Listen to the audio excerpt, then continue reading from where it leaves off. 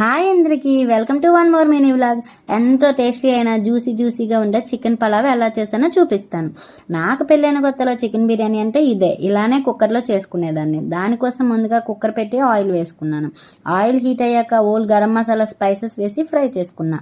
అవి ఫ్రై అయ్యాక పచ్చిమిర్చి ఆనియన్స్ వేసి ఆనియన్స్ కొద్దిగా ఫ్రై అయ్యాక టమాటా ముక్కలు వేసుకున్నా.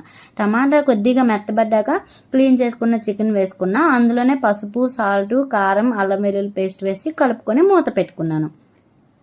ఇంకా చికెన్ కొద్దిగా ఫ్రై అయ్యాక అందులో పెరుగు, గరం మసాలా వేసి కలుపుకున్నాను. అందులోనే కడిగి పెట్టుకున్న రైస్ వేసి కలుపుకున్నాను. నేను పలావ్ బాస్మతి రైస్తో కాకుండా రెగ్యులర్గా మేము రైస్ వండుకునే వాటితో చేశాను. ఒక గ్లాస్కి 2 గ్లాసెస్ వాటర్ తీసుకొని వేసుకున్నాను. ఇంకా పైన కొద్దిగా కొత్తిమీర, కొద్దిగా నెయ్యి వేసి కలుపుకున్నాను. ఇప్పుడే టేస్ట్కి తగ్గట్టు సాల్ట్ చెక్ చేసుకున్నాను. తర్వాత కుక్కర్ మూత పెట్టేసి హై ఫ్లేమ్లో 3 విజిల్స్ వచ్చాక స్టవ్ ఆఫ్ చేసుకున్నాను. ఇంకా ప్రెషర్ అంతా పోయాక కుక్కర్ ఓపెన్ చేసుకున్నాను. అంతే, టేస్టీగా ఉండే chicken pulao ready. Chicken pulao జ్యూసీగా ఉంటేనే బాగుంటుంది. ఎంతమందికి చికెన్ పలావ్ జ్యూసీగా ఉంటే ఇష్టమో కామెంట్ చేయండి. వీడియో నచ్చితే లైక్ చేసి సబ్స్క్రైబ్ చేయండి.